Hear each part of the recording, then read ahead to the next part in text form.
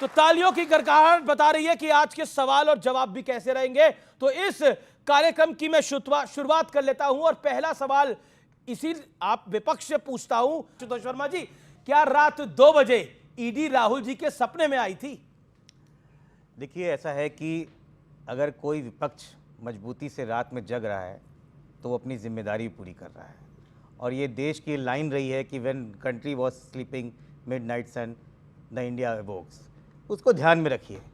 तो रात की बात और दिन और रात नहीं होता है राजनीति में। इस देश के 140 करोड़ के लिए एक मजबूत विपक्ष खड़ा है, तो दिन हो या रात हो। और मुझे बड़ा अजीब सा लग रहा है, जाति की बात पे तो तिलमिलाती भारतीय जनता पार्टी है ना। आज मुझे लग रहा है भारतीय जनता पार्टी खुद फंसी दिख रही है, क्योंकि जिस प्रकार से इस देश में जाति के नाम पे गाली दी गई 3 दिन पहले, और मुझे बड़ा आश्चर्य है कि इस देश में संसद के जो अध्यक्ष हैं उनमें कार्रवाई तक नहीं की, और उल्टा हमारे प्रधानमंत्री ने उसको ट्वीट करके शाबाशी दी। अगर कोई व्यक्ति पूछता है कि तुम्हारी जात का पता नहीं है, ये गाली होती है उस व्यक्ति के लिए, ये गाली होती है उसके माँ बाप के लिए, उनकी परवरिश के लिए। और मुझे लगता है ये गर्व का विषय नहीं है। भारतीय जनता पार्टी की फंसने की स्थिति आ गई है, क्योंकि अब भारतीय जनता पार्टी को साफ करना पड़ेगा कि इस देश में जातिगत जनगणना होगी किसी की या जात नहीं। पूछना गाली की तरफ है। मैं यहाँ पर 4 लोगों को बोलता हूँ, खड़े हो जाएं। यहाँ पर 4 लोग खड़े हो जाएं। जाति पूछी नहीं गई है, जाति पूछ रहे हैं ना, जाति पूछी नहीं गई है, जाति पूछ रहे हैं। आप बोले कि ये कौन जात है, ये कौन जात है, ये कौन जात है, ये कौन जात है, ये कौन जात है, लेकिन अपनी बारी जब जात बताने की आई तो आप बोलेंगे ये तो गाली है जी। तो इनके लिए गाली नहीं है, फिर अगर ये बताएंगे तो जातीय जनगणना में किससे जात पूछेंगे?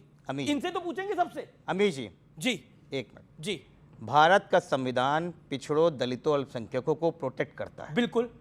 आप किसी से जाति पूछिए, कोई परेशानी नहीं है। मैं पूछूंगा ये फलाना है, ठीक है। तो अखिलेश जी ने तो गुस्सा दिखाया, उन्होंने बोला जाति कैसे पूछ सकते हो? बात पूरी। लेकिन आप बोलेंगे किसी की जाति का पता नहीं, ठीक है।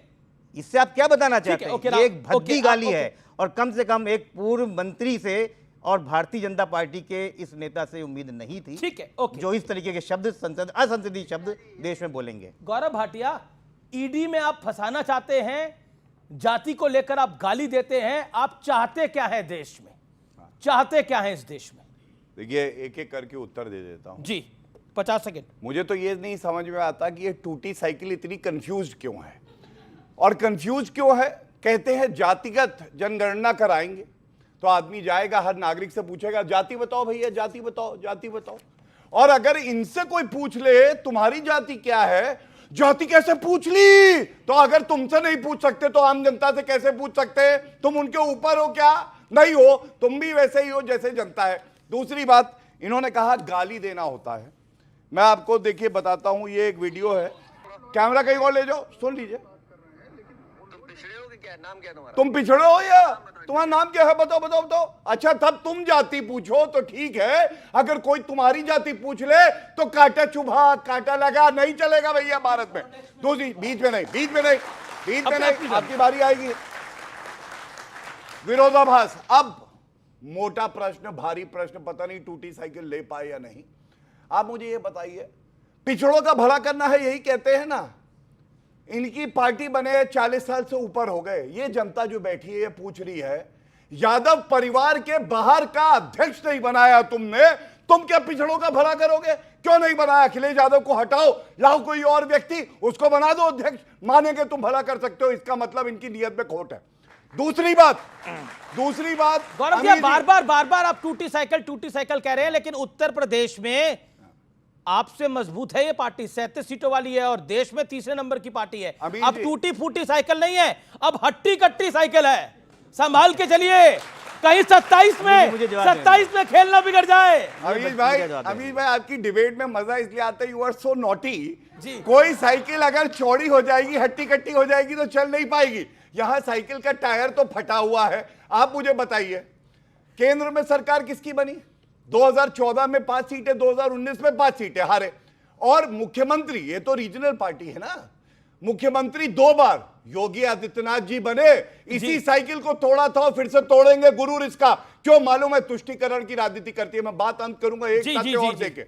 आपको मालूम है कास्ट सेंसस 2011 में भी हुआ, यूपीए का हिस्सा थी, समाजवादी पार्टी भी, आरजेडी भी। आप एक बार पूछे गए सवाल, अगर उत्तर मिल जाए सलाम ठोक के जाऊंगा, क्यों नहीं कास्ट सेंसस जो इन्होंने कराया Point उसको आपकी बात। सार्वजनिक किया? Point, क्या point जनता है, नहीं point जानना है, चाहती point है? है। आपकी बात अब पे आप है। सत्ता से बाहर है, आपकी बात पे मोदी point जी है। ने क्यों नहीं कराया? मोदी जी तो सब कुछ करेंगे, देश को आगे लेके जाएंगे, आपने क्या किया? ठीक आप है, ये अपने आपकी बात पे कुकर्मों को पॉइंट पहले है, उजागर फैक्चुअल करिए। बात है। बस 2011 में कास्ट सेंसस हुआ, उत्तर ले लेकिन लीजिए। आंकड़े जारी नहीं किए गए। आंकड़े क्यों नहीं जारी किए गए? और इस देश के कौन से दो पूर्व प्रधानमंत्री रहे जिन्होंने जातिगण गणना पर क्या बयान दिया था और आरक्षण पे क्या बोला था, यह भी आपको जानकारी में है। कंचना यादव, 50 सेकंड आपके।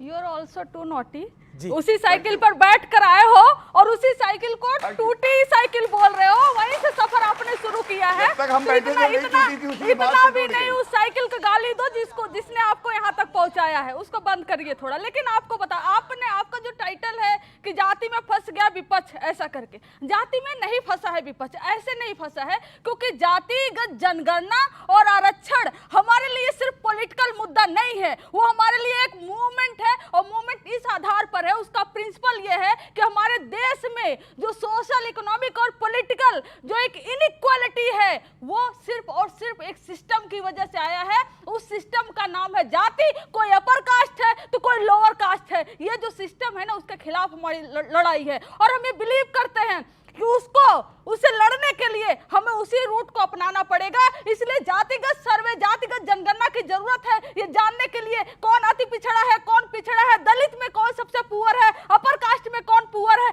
इसमें किसी जात के खिलाफ लड़ाई नहीं है। अगर कोई अपर कास्ट आकर हमारा साथ देना चाहता है और हमारे प्रिंसिपल पर बिलीव करता है तो उसका स्वागत है। और बहुत सारे ऐसे लोग हैं जो मानते हैं कि जो जातिगत व्यवस्था की वजह से जो बीमारी समाज में आई है, उसका सोल्यूशन इसी के माध्यम से हो सकता है। तो इसलिए हम फंसे नहीं हैं। आप लोग तो ऐसे कह रहे हैं कि जातिगत जनगणना होने के साथ ही इस देश के अंदर बहुत बड़ी बहार आ जाएगी, इस देश के अंदर की सारी समस्याएं दूर हो जाएंगी।